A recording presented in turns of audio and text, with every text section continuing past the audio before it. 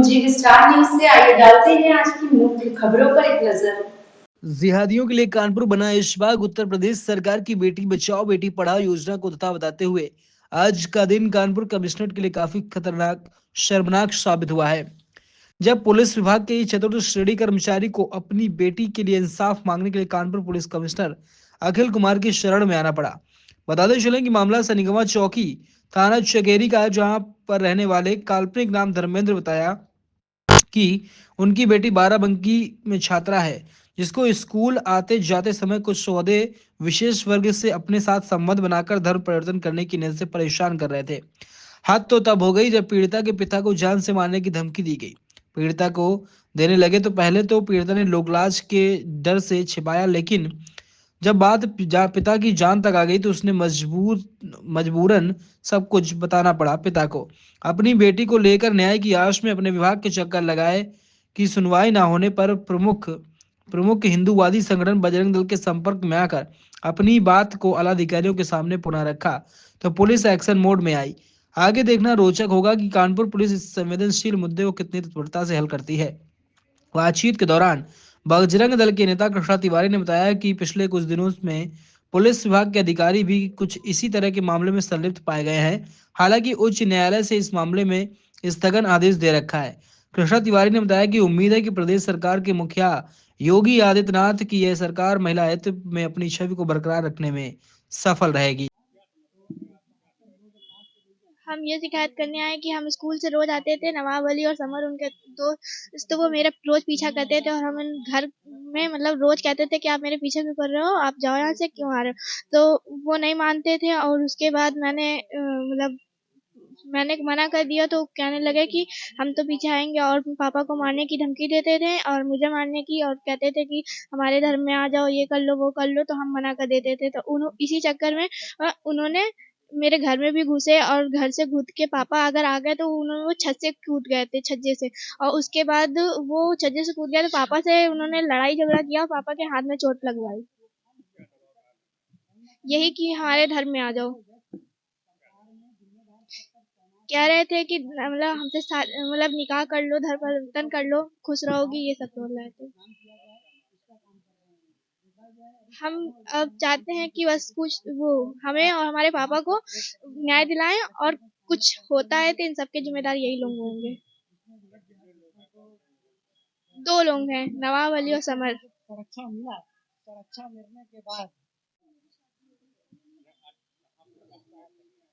हम यहाँ कमिश्नर साहब के आए हैं, यहाँ पे स्टाफ अफसर मिले, उन्होंने हमको बताया कि आपकी फाइल लिखी जाएगी और आपके साथ न्याय होगा। हमें विश्वास है कि आज हमको न्याय मिले, लेकिन हमें थाने और चौकी से कोई न्याय नहीं मिला।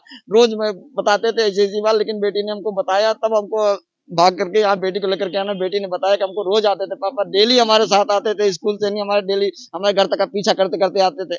और हमारी बेटी कहना की फुटेज देख दिया रास्ते में, जिस तारीख को हमारे बराबर आता था पीछे हमारे, और हमसे बहला फुसला करके हमको अपने धर्म में अपनाना चाहता था और निकाह भी करने की कोशिश की, कह रहा था हो जाए। नवाब अली और समर, नवाब अली का दोस्त समर, नवाब अली ये संबंधित चौकी का मामला। इस समय तो 37 वाली पीएससी के चौकी लगती है श्याम नगर, और हम जिस जगह रहते हैं हमारी चौकी लगती है संगमा चौकी लगती है हमारी।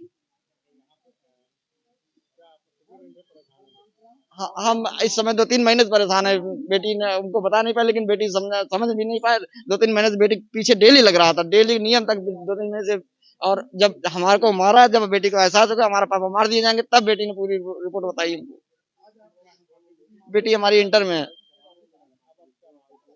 हम मांग कर रहे हैं इसको न्याय मिले, हमको जो सजा होती है न्याय के ऊपर से नहीं, वही सजा होनी चाहिए।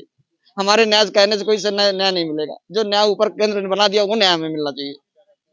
हम पीएससी में सर मोची पढ़ते हैं।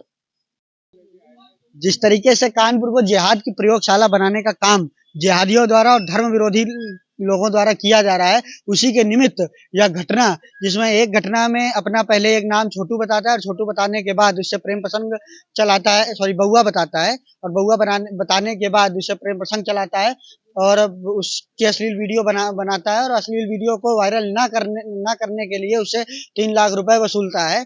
और ना देने पर 3 लाख रुपए वसूलता है। वसूलने के बाद उससे शादी करने के लिए 5 लाख रुपए और धर्मांतरण का दबाव बनाता है। जब पीड़ित ने मना किया तो शादी करने से मना किया। वही दूसरी तरफ तो दूसरा मामला है जिसमें एक माइनर लड़की, नाबालिग लड़की जो अपने घर से स्कूल जाती है और घर से स्कूल आती है, तब जिहादी अपना गैंग बनाकर उसके पीछे रहते हैं और उसको परेशान करने का काम, उसको बंधक बनाने का काम करते हैं, उसका अपहरण करने का प्रयास करते हैं। और दुर्भाग्य का विषय है कि वह 1 साल से परिवार भटक रहा है और उसके पिता खुद उत्तर प्रदेश पुलिस विभाग में तैनात हैं। तैनात होने के बाद भी उन अपराधियों पर कोई कार्रवाई नहीं हो रही है और जिहादियों को खुला एक तरीके से घूमने का जो मौका दिया जा रहा है, यह बर्दाश्त नहीं किया जाएगा।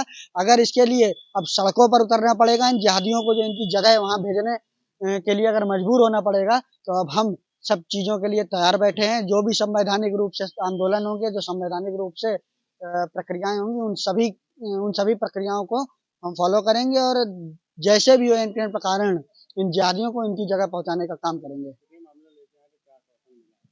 आज 2 मामले भी लेकर आए थे, जिसमें से एक में एफआईआर दर्ज हो गई है और दूसरे में जिसमें एक जो कानपुर का जो सबसे बड़ा जिहादी देखा जाए, लव जिहाद को जो एक तरीके से संरक्षण दे रहा था, जो स्वयं लव जिहाद को एक तरीके से कर रहा था, ऐसा मोहसिन खान जो एसीपी के कार्यरत पर तैनात था, उसको पुलिस के संरक्षण से और हाई कोर्ट से स्टे मिला है। उसके दबाव में आके उस पीड़ित से जबरदस्ती समझौता लिखाया गया थाने के माध्यम से और अब वह जब हमारे पास आई है तब सारी बातें खुल के सब जगह स्पष्ट रूप से निकल के आई हैं।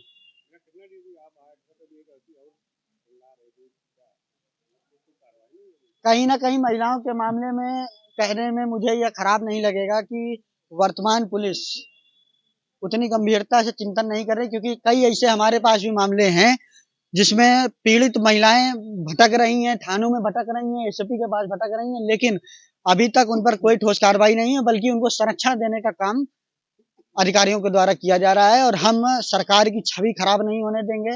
हम माननीय मुख्यमंत्री जी की जो मंशा है उसको कहीं से खराब नहीं होने देंगे और हर तरीके से जो भी हो पाएगा सारे प्रयास करके, चाहे वो जितने बड़े भी अधिकारी हों, अगर संरक्षण देने का काम इन जिहादियों को करेंगे और महिलाओं को परेशान करने देंगे, हम उनको संरक्षण नहीं देने देंगे।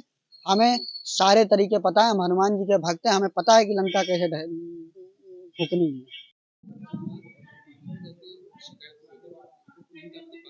जी, ये 2 मामले आए थे। तो एक में साफ-साफ दिख रहा है कि कन्वर्जन के लिए बात हो रही थी। तो वो हम लोगों ने एसीपी को जांच दिया है, गहराई से जांच करके फिर उसमें कड़ी कार्रवाई कराएंगे। और दूसरा मामला था लड़की की छेड़खानी को लेकर का था, लड़का पीछे पड़ा हुआ था काफी दिन से उसके पीछे और मारपीट भी किया। तो उसमें तत्काल एफआईआर दर्ज करके फिर अग्रिम कानूनी कार्रवाई करने के लिए आदेश दिया।